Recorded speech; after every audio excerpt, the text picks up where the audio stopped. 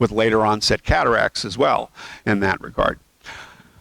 You'll notice that almost all of my recommendations for breeding away from genetic disease involve what you need to do to be able to use the dogs you want to use, but still get away from that genetic disease. But really the only one where you can't do that is dominant disease, because if you have the gene, you're going to cause disease, even if it doesn't cause it all the time because of a penetrance issue. So with dominant genes, you want to replace an affected breeding dog with a normal sibling, its normal parent, there's usually one normal parent, or prior born offspring. But ideally, you don't want to breed and produce more affected dogs. And so here is, for instance, a late onset disease where they came up with a genetic test for this disease. And you've got these affecteds here. This male here was, selected as the best dog in the litter and was used. He's produced 2 litters already, and he's got affected offspring as well. So, and he has all sorts of qualities that we want. So what can we do? Is there semen available from his sire to use?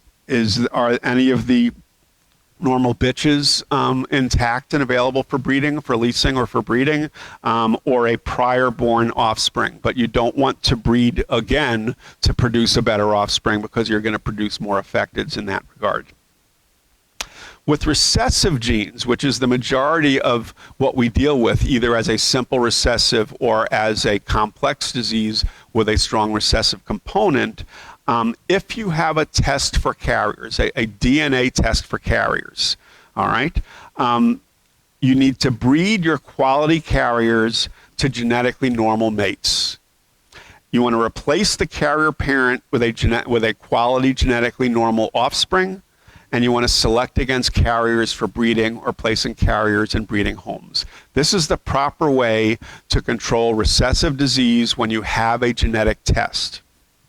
The proper use of genetic tests. Without a genetic test, the effect of selection on the gene pool is minimal.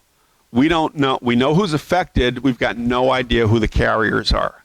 But once you get a genetic test, if everyone decides not to breed carriers, it can have a significant limiting effect on the gene pool.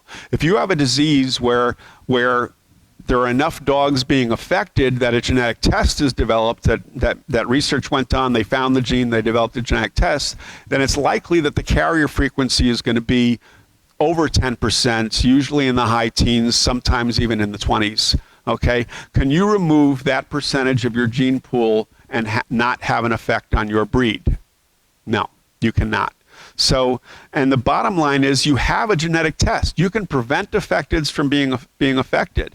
Now, we dream for genetic tests for diseases that we deal with, but then when we get the genetic test, do we destroy our breed with it? That's the big question. And emotionally, when you're a health-conscious breeder, and you're doing your pre-breeding genetic testing, and you're expecting that test result to come back normal, of course, okay? And it comes back as carrier, there's an amazing emotional response to that. That dog is no longer perfect in your mind. There's something wrong with that dog now. It's a carrier of a controllable and testable disease. And emotionally, you don't want to breed that dog. And it's the worst possible decision you can make. Because you've already decided this is my next breeding dog. It has all the qualities that I want, and I'm doing the right thing by doing my testing. The testing is not what should stop you from breeding that dog for a testable recessive disease. If a breeder was planning on breeding an animal prior to receiving carrier test results, the proper response is to breed to a normal and eventually replace the parent with a quality normal offspring. An individual is not an eye, a hip, or a heart. Each individual carries tens of thousands of genes, and each is part of the breed's gene pool. Breeders must consider all aspects, health issues, conformation, temperament, working ability, etc., and making breeding decisions based on a single testable gene is inappropriate. So this is a quote from Dr. Paula Henthorn at the University of Pennsylvania. For recessive diseases, a direct genetic test should not alter who gets bred, only who they get bred to. And so that's what we deal with testable autosomal recessive diseases. So let's talk a little bit about genetic registries, because that comes into play here. So the OFA was started as the Orthopedic Foundation for Animals, but it is so much more now. So now we were just the OFA, the Canine Health Information Center, because we have databases on far more than just orthopedic diseases, all of the different systems and so forth in that regard. And I want to just show you really quick, in case some of you have not been to the OFA web page recently, because we went through a complete major overhaul to make it user-friendly, because that was our biggest complaint about the website. So this is the OFA website, health-tested parents for healthier puppies. All right. What genetic health screens should my breed have? So this is, you click, what are the health statistics for my breed? You click this and select your breed. Every single statistic on all the databases for your breed is going to be listed in a single chart. Hips, eyes, patella, hearts, thyroids, everything. What health screening results are recorded in the OFA database? You move down here. If you're a breeder, you click this, it talks to you about breeding and selection and utilizing the databases. If you're a veterinarian, it tells the veterinarians what they're supposed to do. If you're a potential owner looking to purchase a puppy, it tells the owner what questions they're supposed to ask the breeder and what they're supposed to do. So detailed instructions that tell you that information. You look under educational resources down here. There's the breed health surveys. You can look up your breed health survey and the results. There are other publications there and articles that we have with a lot of information in there. Here's, and you've got your other things, your chick program, all the different diseases and specifics about them and descriptions. You can order DNA tests that the OFA runs, your application forms. There's the thing for the health clinics are listed there. Your search, you can put in part of a dog's name or registration number and find that dog, but your advanced search is a really powerful search engine in this database. And so if you are looking to search for dogs that you might want to breed to, you can select your breed and you can go down here. You can check off if you want them to be chick qualified or not, but you can go down here and you can click specific health tests and specific health test results. I want to see dogs that are normal for this or whatever else, and you can, it'll come up with dogs based on multiple parameters, multiple different types of databases, and tell me the list of dogs that all have what I'm asking for or looking for in my dogs. So it's an amazing search engine and tool for you to use in that way. Yes.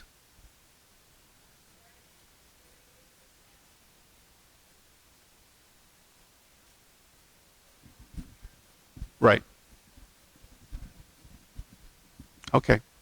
Yep. So said that the question on chylothorax was just added to your health survey a year ago. So some of the data, wasn't asking that before, and that's what makes it difficult about health surveys, because the health surveys are designed by your club with the OFA's experts there, to be a good health survey, but to answer the questions that your breed is interested in.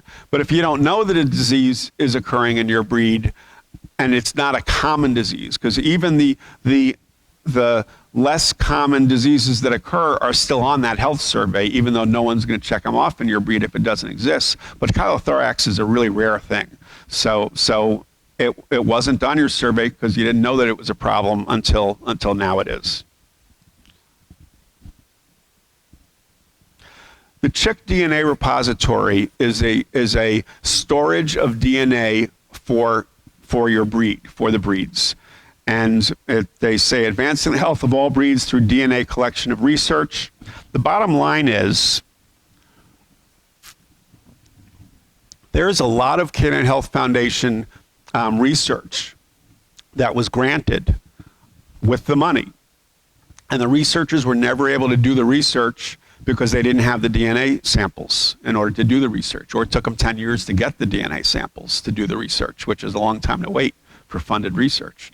And so the bottom line is the OFA started a DNA repository so that breeds could start collecting DNA, because unless you have a robust DNA repository, you really can't properly evaluate a genetic disease unless you have families and kindreds and affecteds and normals and so forth in that regard. And so that's what the chick DNA repository is. And that repository supplies DNA to researchers that have Canine Health Foundation funded research, as well as Morris Animal Foundation funded research, and very much in line with the Breed Club to say, there is this funded research and that we're looking to provide samples for. And if you send blood samples in, it is virtually an unlimited amount of DNA, so it can be split, and one blood sample on a dog can be used in 10 different research projects or more. So it's a lot there to be done. Currently, there are only 11 Afghan Hound DNA samples in the DNA repository, 10 blood samples and 1 cheek swab sample. And my understanding is you don't have a DNA repository anywhere else. If you have a researcher that's looking to research a disease, they will ask you for blood draws and for DNA to do that research. And the thing is, though, is that DNA will be owned by that university and by that researcher. And it won't be available to any other researchers. It won't be available to your club to send to other research. It's owned by that researcher and that university. And so it limits you. And if you're going to go through the process of DNA collection, it's important that DNA will live on and be able to help your breed in the best possible way. The fact that Dr. Johnson is the one that's collecting the blood at the University of Missouri, which is where the OFA is located, Dr. Johnson houses the the OFA DNA repository for the OFA at his laboratory. And he is nearing retirement age, so he's even talking about working with the breed clubs that have private repositories that are not part of the OFA repository and just transferring them over to the OFA. But I would talk to Dr. Johnson and say, we would like this, yes, this DNA is for your research, but we would like it put into the OFA repository. So whatever is left afterwards, you're able to utilize for your breed for other research, because that's the important component to it, is that it's available to all proper researchers to use. Also, if a genetic test comes along later on and you have dogs that are deceased, and you would like to know whether your foundation dogs in your kennel were carriers or not of an issue, the DNA from your dogs is available to you. You contact the OFA and say, I want DNA on my dog to be sent to this lab to be tested for that genetic test, and they will do that for you. So you still have ownership of that, where you can direct where you want that sample to be sent for genetic testing. So it's a valuable tool, and it's something that every breed should have established. So the CHIC program, the Canine Health Information Center, established initially, with the OFA and the Canine Health Foundation, the standard of care in health conscious breeding. It's an open health database for breeds. Included disorders and means of diagnoses are determined by each national breed club. They have to be scientific means of diagnosis. And the beauty of it is that animals can receive CHIC certification based on completing the required genetic testing regardless of normal or abnormal results. So a dog gets CHIC certification based on its doing the testing, not on passing all of the tests. And as more testable disorders emerge, every individual is likely to carry some deleterious genes that can be identified. So CHIC is not about perfection. CHIC is about health consciousness. It's not about health normalcy. It's about doing the right thing as determined by your parent club in what the pre-breeding health screening should be. And it should be a fluid thing. As diseases become more prevalent or recognizable in your breed, and the thing is, there has to be a screening test for it. Otherwise, you can't have a database. And we're working on ways to get around that, because there are breeds that have epilepsy, which is one of the top, I think the number 2, issue on the Canine Health Foundation list. But you can't test for epilepsy. Epilepsy is a diagnosis of exclusion. But the bottom line is, we do know who's epileptic and who's not, based on recurrent seizures over their lifetime controlled with anticonvulsants. So, we're talking about having phenotypic databases where people providing the veterinary documentation can list their dogs as to having epilepsy, as to having bloat or gastric dilatation volvulus, as to having allergies, so that you can use that information properly when trying to control complexly inherited disease, as we'll talk about. So the Afghan Hound, hips, eyes, and thyroid. Hips, either an OFA or a pen hip. So we talked about that before. 433 Afghan Hounds have achieved chick certification. All right, so in the program on the OFA database, 433 dogs have had eyes, hips, and thyroid panel done. I did research and developed a chick ratio that included dogs between 2015 and 2017.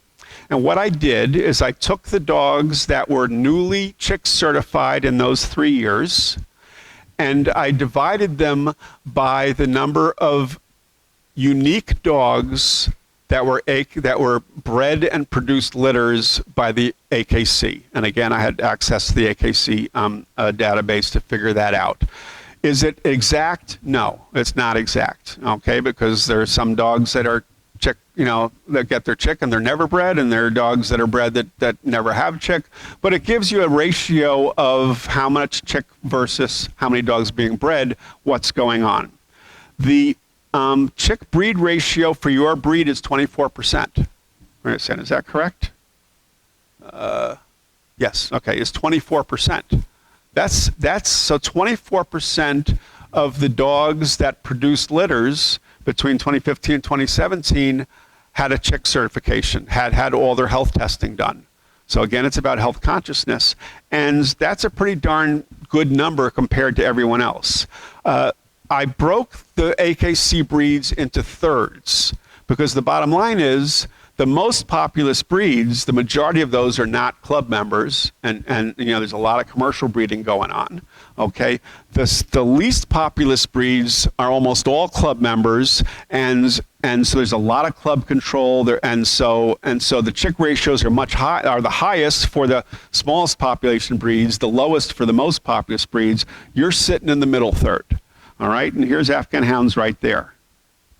So the average chick ratio for the middle population of breeds is 16%, and your breed is at 24. So you're doing better than the average for the middle third breeds in terms of the amount of chick certification or required health screening that you're doing. So that's something to be proud of. The other thing that we recognize is that it's all about breed culture. All right, when you look at these things, you're looking at bearded collie at 42%. You're looking at Belgian sheepdog at 55, 56%. You're looking at English setters who have their deafness problems and their thyroid problems. It's the breeds that have issues that are doing a lot more screening and much more health conscious. Your Caissons, your Swissies, and here you are, and a lot of others as well.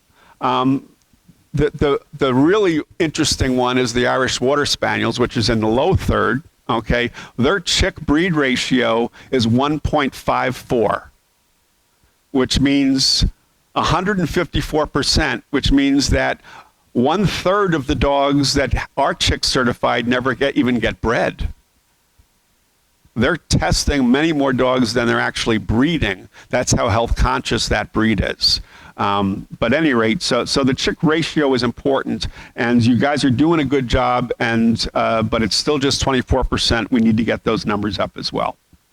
The Bred with Heart program is the AHCA program that has a health testing component, and they ask the breed club, which is the same thing that the OFA does, and so you have the same three things: hips, eyes, and thyroid. They wanted to come up with their own program. Hopefully, eventually, they'll all just use the chick program because OFA and AHCA work hand in hand with many of these things anyway. I want to show you. So this is going to be the OFA page for a dog that I selected. Again, it was my choice. Let's see if you know of this dog or not. Kaimar's Nothing But the Truth. Anyone hear of this dog? Yeah, I picked one that someone know about. Okay, so I picked this dog for a couple of reasons. First off, here's the dog's picture. Okay, so this is this dog's webpage. This is Facebook for dogs.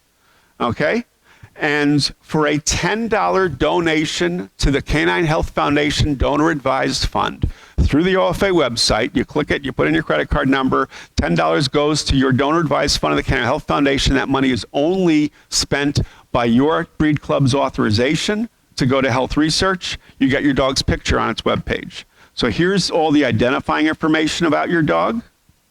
Here's all the test results. His hips are excellent. His eyes were done in 2010. How old is this dog? This dog was born in 2002. So for eyes, you like to keep them up to date every year.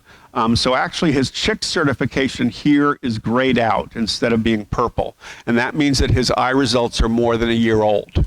Okay, so because eyes should be done each year because you've got lots of disorders of the eyes that occur as they age. And he had corneal dystrophy, which we know you have in your breed, but that is a breeder's option, and it shows the years that he was tested on the eyes. Thyroid was equivocal. That was done twice. And that's not autoimmune thyroiditis. That just means a low T4 without autoantibodies. If it's autoantibodies, it's not equivocal. Okay, and the dog did qualify for chick. Here are the results of the sire and the dam, or actually the dam and the sire. The sire is chick certified. The sire had its eyes done, its thyroid done. Here are the offspring of this dog: thyroid, eyes for a couple of them, hips for some of them. Here's the full siblings to the dog. They all had hips done. 2 of them had eyes. Here are the half siblings through the sire of that dog with all of their test results. And you can read the test results here. So the G here is a good, the E here is an excellent. But if you click the dog, it'll give the full explanation of what those reports were, and the eyes as well, and the thyroid. Here are the grandparents. 3 of the grandparents have had their hips done. 1 of them had their eyes done. So this is the depth and breadth of pedigree information that is provided to you on the OFA website. A vertical pedigree summarizes that information for you. So here's the vertical pedigree for hips for this dog. Excellent hips, 4 siblings, all excellent. 4 offspring, 1 good, 1 excellent. Sire was good, 1 sibling with good, 20 offspring, 8 good, 12 excellent. The dam, excellent, 1 excellent sibling, 5 offspring, 5 excellent. These are all pretty good for hips because you guys have great hips, but it gives you all the information that you need. You can do it for elbow, eyes, thyroid, all of the other things that you're interested in. And this gives you the depth and breadth of pedigree that you need to control complexly inherited disease. But what's missing from that are the abnormals. So you need to check off, to put your initials there to authorize abnormal results when you fill out your OFA applications, because otherwise the abnormal results are not listed on there. I keep making a motion every couple of meetings to change it, so you have to put your initials in if you want to hide the results of abnormals, which I think should be the proper way to go, and I'm still working on that one. But let's go ahead and get those released. So here's the last question for today. I release abnormal health results on my dogs to the OFA registry. Yes or no?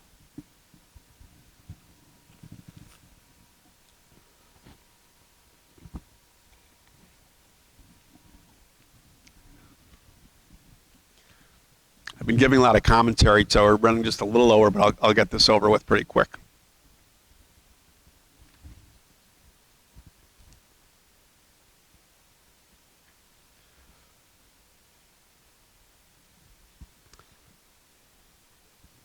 Okay, so 92% of the people sitting